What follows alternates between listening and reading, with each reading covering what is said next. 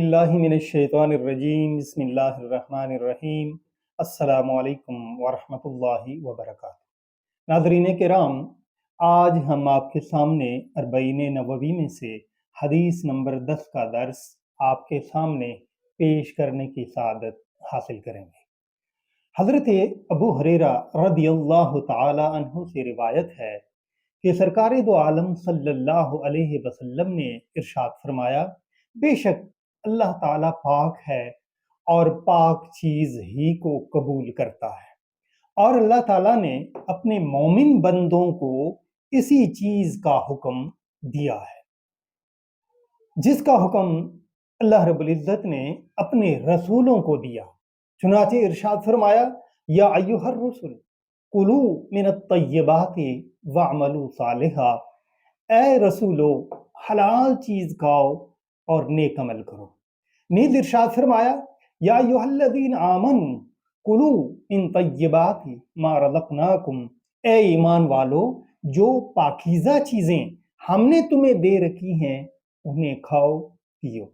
پھر آپ صلی اللہ علیہ وسلم نے اس شخص کا ذکر کیا جو طویل سفر کرتا ہے، پرا گندہ بال اور غبار آلود ہے، اور وہ اپنے دونوں ہاتھ آسمان کی طرف اٹھا کر دعا مانگتے ہوئے کہتا ہے، اے رب، اے میرے رب، اے میرے رب، حالانکہ اس کا کھانا حرام، اس کا پینا حرام، اور اس کا لباس حرام، اور حرام ہی سے اس کی پرورش ہوئی ہے، تو اس کی دعا کہاں سے قبول ہو۔ اس حدیث مبارکہ کو امام مسلم نے بھی روایت کیا ہے۔ اب اس حدیث مبارکہ میں اللہ رب العزت نے سرکار دو عالم صلی اللہ علیہ وسلم نے ارشاد فرمایا، رب تعالی بے عیب ہے اور بے عیب صدقات اور نقصانات سے خالی عبادات کو قبول فرماتا ہے، اور کسب حلال اور طلب معاش ایک ایسا مبارک مشغلہ ہے جس میں رب تعالی نے انبیاء کرام علیہم السلام اور عوام کو جمع فرمایا ہے، لہذا یہ حکم خداوندی بھی ہے، سنت مصطفی بھی ہے، اور سنت انبیاء بھی، اس لیے کسب حلال سنت سمجھ کر کرنا چاہیے۔ اس میں دنیا کی عزت بھی ہے اور آخرت کی سرخروئی بھی۔ اس مذکورہ بالا آیات میں یا تو میثاق کے دن رب تعالیٰ نے نبیوں سے یہ خطاب بیک وقت فرمایا تھا، یا ہر نبی سے ان کے زمانہ میں یہ خطاب ہوا جو قرآن حکیم میں نقل فرمایا گیا اور حضور انور صلی اللہ علیہ وسلم کو سنایا گیا، تاکہ معلوم ہو کہ رہبانیت اور ترک دنیا نہ اسلام میں ہے نہ پہلے کسی نبی کے دین میں تھی۔ چنانچہ انبیاء کرام نے مختلف پیشے اختیار کیے۔ حضرت آدم علیہ السلام اولاً کپڑا سازی، پھر کھیتی باڑی کیا کرتے تھے۔ نوح علیہ السلام لکڑی کا پیشہ، ادریس علیہ السلام درزی گری، ہود و صالح علیہ السلام تجارت، ابراہیم علیہ السلام کھیتی باڑی کیا کرتے تھے، شعیب علیہ السلام جانور پالتے تھے، لوط علیہ السلام کھیتی باڑی کیا کرتے تھے، موسیٰ علیہ السلام نے بکریاں چرانا، داؤد علیہ السلام زرہ بناتے، اور سلیمان علیہ السلام اتنے بڑے ملک کے مالک ہو کر پنکھے اور زنبیلیں بنا کر گزارا کیا کرتے تھے۔ عیسیٰ علیہ السلام ہمیشہ سیاحی کیا کرتے تھے، اور ہمارے حضور سید عالم صلی اللہ علیہ وسلم نے بکریاں بھی چرائی ہیں، اور حضرت خدیجہ رضی اللہ تعالی عنہا کے مال کی تجارت بھی فرمائی۔ غرض یہ ہے کہ ہر قسم کی حلال کمائیاں سنت انبیاء ہے، اور اس کو اور جاننا کیا ہے، یہ نادانی ہے۔ طیب کیا ہے؟ یہ خبیث کی ضد ہے۔ حلال، پاک، لطیف، پسندیدہ شرعی چیز کیا ہے؟ طیب ہے۔ اللہ رب العزت طیب ہے کہ خبیث چیزیں ناپسند کرتا ہے، تمام صفات غیر کمالیہ سے بری اور پاک ہے۔ مسلمانوں کو بھی حکم دیا کہ ظاہری و باطنی نجاست سے دور رہیں اور نیک اعمال کریں، چیزیں انسان کے لیے ہیں اور انسان رحمان کے لیے ہے، اور جو شخص بچپن ہی سے حرام میں پلا اور جوان ہو کر حرام کمائی ہی کی، جس سے غذا لباس حرام رہا، حدیث مبارکہ میں روئے سخن یا حرام خور حاجی یا غازی کی طرف ہے، یعنی حرام کمائی سے حج یا غزوہ کرنے گیا، پرا گندہ حال پریشان حال رہا، کعبہ معظمہ میں میدان جہاد میں دعائیں مانگی مگر قبول نہ ہوں گی کہ روزی حرام تھی۔ جب ایسے حاجی و غازی کی دعا بھی قبول نہیں ہوتی تو دوسروں کا کیا کہنا۔ صوفیاء فرماتے ہیں کہ دعا کے دو بازو یعنی دو پر ہیں، ایک کیا ہے؟ ایک عقل حلال ہے اور دوسرا صدق مقال ہے۔ اگر ان سے دعا خالی ہو تو قبول نہیں ہوتی۔ تقویٰ کی پہلی سیڑھی کیا ہے؟ حلال روزی ہے، حرام سے بچنا عوام کا تقویٰ ہے، شبہات سے بچنا خواص کا تقویٰ ہے، اور ذریعہ معصیت سے بچنا صدیقین کا تقویٰ ہے۔ اور جو شخص محرمات میں پنس جائے اور لاچار ہو جائے تو سب سے آسان پر کفایت کرے، وہ کیا ہے؟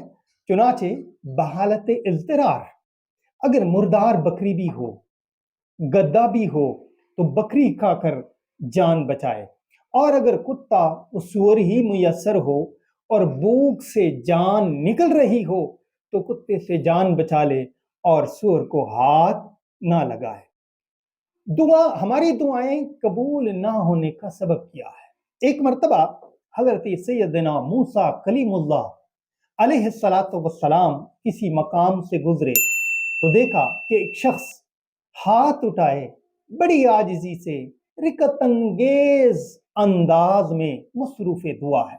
حضرت سیدنا موسیٰ کلیم اللہ علیہ السلام اسے دیکھتے رہے اور پھر بارگاہ خدا میں عرض گزار ہوئے، اے میرے رحیم و کریم پروردگار، تو اپنے اس بندے کی دعا کیوں نہیں قبول کر رہا؟ اللہ کریم نے آپ علیہ السلام کی طرف وحی نازل فرمائی کہ اے موسیٰ، اگر یہ شخص اتنا روئے کہ اس کا دم نکل جائے اور اپنے ہاتھ اتنے بلند کرے کہ آسمان کو چھو لیں، تب بھی میں اس کی دعا کو قبول نہیں کروں گا۔ حضرت سیدنا موسیٰ کلیم اللہ علیہ السلام نے عرض کی، اے میرے مولا، اس کی وجہ کیا ہے؟ ارشاد ہوا، یہ حرام کھاتا اور حرام پہنتا تھا اور اس کے گھر میں حرام مال ہے۔ تو اس لیے ہماری دعائیں اس لیے قبول نہیں ہوتی کہ ہمارے اندر جو ہیں کھانے میں، پینے میں، پہننے میں حرام کی چیزیں شامل ہوتی ہے، اور اس سے ہمیں بچنا چاہیے۔ ایک بار حضور علیہ السلام کی خدمت میں، یہ حلال کمائی کے بارے میں سرکار دو عالم صلی اللہ علیہ وسلم کی خدمت میں کسی انصاری نے سوال کیا۔ آپ صلی اللہ علیہ وسلم نے ارشاد فرمایا، کیا تیرے گھر میں کچھ سامان ہے؟ عرض کیا، صرف ایک کمبل ہے جس کا آدھا بچھاتا ہوں، آدھا اوڑھتا ہوں، اور ایک پیالہ ہے جس سے میں پانی پیتا ہوں۔ فرمایا، وہ دونوں لے آ۔ وہ دونوں چیزیں وہ انصاری آپ صلی اللہ علیہ وسلم کی خدمت میں لے آیا۔ حضور صلی اللہ علیہ وسلم نے مجمع سے خطاب کر کے فرمایا، اسے کون خریدتا ہے؟ حضور علیہ السلام نے جب یہ اعلان کیا، ایک شخص نے عرض کی کہ میں 1 درہم میں اسے لے لیتا ہوں۔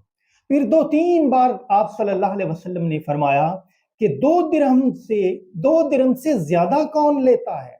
دوسرے نے عرض کیا، میں 2 درہم میں خریدتا ہوں۔ حضور علیہ السلام نے وہ دونوں چیزیں اس شخص کو عطا کر دیں، یعنی نیلام کر دیں، اور یہ 2 درہم جو ہیں اس شخص کو، اس سائل کو دے کر فرمایا کہ 1 درہم کا غلہ خرید کر گھر میں ڈالو اور دوسرے درہم کی کلاڑی خرید کر میرے پاس آ جاؤ۔ وہ شخص گیا، کلاڑی خرید کر لایا۔ آپ صلی اللہ علیہ وسلم نے اپنے دستے مبارک سے اس کلہاڑی میں دستہ ڈالا اور فرمایا، جاؤ لکڑیاں کاٹو اور بیچو، اور 15 روز تک میرے پاس نہ آنا۔ وہ انصاری 15 روز تک لکڑیاں کاٹتے اور بیچتے رہے۔ 15 روز کے بعد جب بارگاہ نبوی میں حاضر ہوئے تو ان کے پاس کھانے پینے کے بعد بھی 10 درہم بچے تھے، اور ان میں سے کچھ کا کپڑا خریدا، کچھ کا غلہ خریدا۔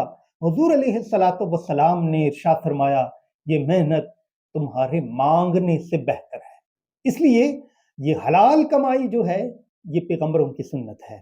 ہمیں بھی چاہیے کہ ہم حلال کمائی کریں، اپنی محنت سے اپنی محنت کمائیں۔ اس حدیث کا خلاصہ یہ ہے جو ہم نے اوپر ذکر کی ہے کہ بیکار رہنا بڑا جرم ہے، لیکن ناجائز پیشے اختیار کرنا اس سے بھی بڑا جرم ہے۔ رب تعالیٰ نے ہمیں ہاتھ پاؤں اس لیے دیے ہیں تاکہ ہم اس سے کام کاج کریں، نہ کہ بیکار چھوڑنے کے لیے۔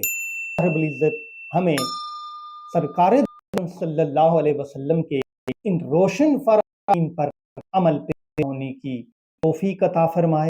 وما علینا الا البلاغ المبین۔